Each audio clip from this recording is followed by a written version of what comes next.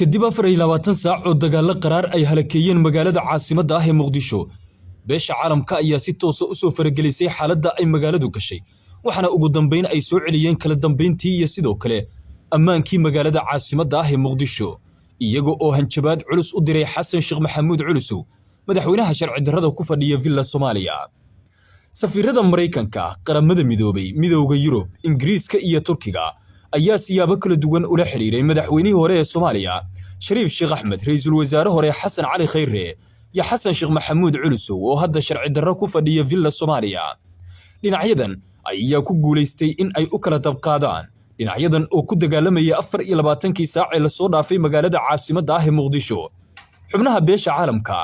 ayaa gacanta ka qabtay Xasan Sheekh Maxamuud Culusow oo qori dable kula wareegayay gudaha caasimadda isla markaana si toos oo amray in la weeraro mucaaradka nolol iyo geerina lagu soo qabto walow taas ugu dambeyn ay suura gali weyday dhinacyo kala duwan oo dhexdhexaadin ah ayaa tagay hoyga uu ka degan yahay Aaga Barmuudo ra'iisul wasaare hore ee Soomaaliya Xasan Cali Khayre waan iyo wada hadal kadibna waxa lagu guuleystay in la kala qaado ciidamadii halkaas isku horfadhiyay iyadoo sidoo kale ra'iisul wasaare Xasan Cali Khayre oo si toos ah dib ugu laabtay hoygiisa Aaga garoonka Aadan Cadde ee magaalada Muqdisho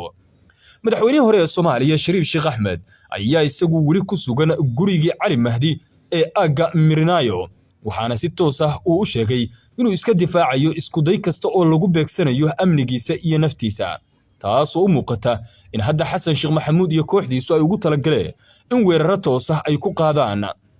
balse xubno ka tirsan wasaaradda arrimaha dibadda ee waddanka Turkiga ayaa la sheegay in saacadihii la soo dhaafay siyaabo kala duwan ay ula hadleen Xasan Sheekh Maxamuud Culusow sharci darrada ku fadhiya Villa Soomaaliya iyo sidoo kale Shariif Sheekh Axmed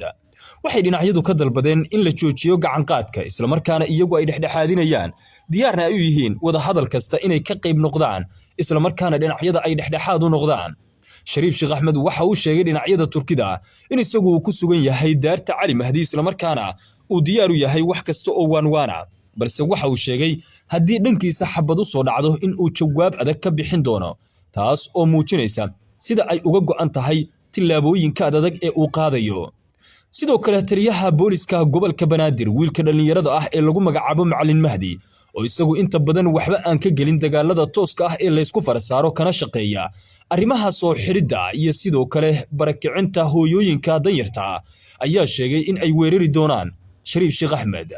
dhowr isku day oo la sameeyay oo madaafiic lagu garaacay hoygiisa waxa laga helay jawaabo aan la mahadin oo si toos ah looga dareemay degmooyinka Cabdicasiis iyo Kaaraan iyo xitaa madaxtooyada Soomaaliya taas oo muujinaysa in Shariifku uu haysto awood ciidan oo baaxad leh isla markaana Xasan Sheekh iyo kooxdiisu aysan ku dhiiran karin safaaradda Turkigu waxay hadda sheegtay inay ka shaqeynayso sidii dhinacyada loo dhexdhexaadin lahaa balse qaramada midoobay safaaradda Mareykanka midowga Yurub iyo Ingiriisku waxay si cad ugu sheegeen Xasan Sheekh Maxamuud in weerar kasta oo qaado dhibaatada iyo caqabada ka dhalata mas'uuliyadeeda isagu uu qaadan doono ayna ka dhalan karto ciqaabo kala duwan oo si dhaba isaga qoyskiisa iyo xubno ka tirsan xukunkiisa u saameeya taas oo muuqata hadda inay hoos u dhigtay weeraradii kala duwanaa ee Xasan Sheekh uu ku qaadayay dhinacyada mucaaradka waxa uu ku jabay weerarkii Xasan Sheekh oo ugu dambeyn labadooda la dhexdhexaadiyay taliyihiisa nabad sugiduna oo si toos ah wada hadallada qayb uga noqday haddase waxa uu doonayaa inuu weeraro dhinaca Shariifka